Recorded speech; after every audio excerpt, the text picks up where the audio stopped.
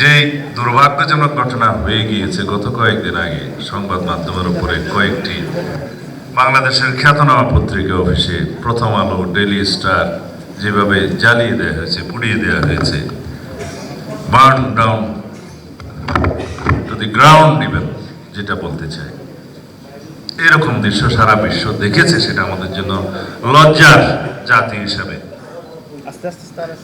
এটা কোনোভাবে আমরা শুধুমাত্র দুঃখ প্রকাশ করে ক্ষমা প্রার্থনা করে সমাপ্ত করতে পারবো না।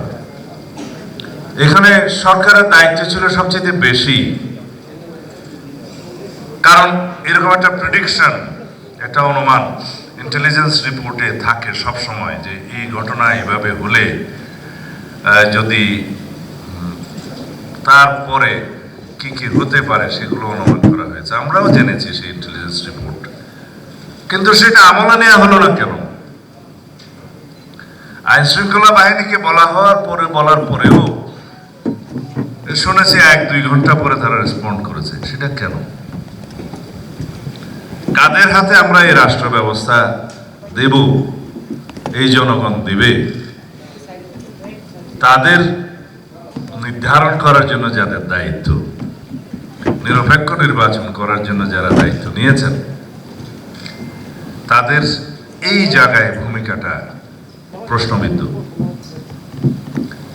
বেশ কিছুদিন যাবৎ আমরা গণমাধ্যমকে চিহ্নিত করে টার্গেট করে কিছু কিছু গণমাধ্যমকে এরকম হামলা করতে দেখেছি। নতুন তো নয়, অনুমান করা উচিত ছিল।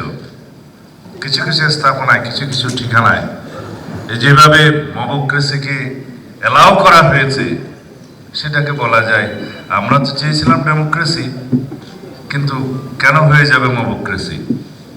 তাকে কেন লালন করতে দেয়া হবে? এগুলো আমি সরকারের দুর্বলতাকেই ইঙ্গিত করছি। এগুলো আরো কঠোর হস্তে দমন করতে হবে।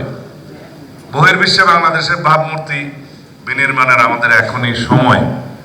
যদি আমরা আগের কালচারে ফেরত যাই, যেখানে স্বৈরশাসকরা, ফ্যাসিস্টরা গণমাধ্যমকে স্বাধীনভাবে কাজ করতে দেয়নি, যেখানে আন্ডার প্রেসার, মবক্রেসির মাধ্যমে একই দৃশ্য আমরা আর দেখতে চাই না। এটা আমরা এই কথাগুলো বলার জন্য আজকে আপনাদেরকে কিন্তু আমরা আহ্বান করিনি, কিন্তু পরিস্থিতিটা এরকম, মুহূর্তটা এরকম, এই কথাগুলো প্রথমেই আপনাদেরকে বলতে বাধ্য হলাম।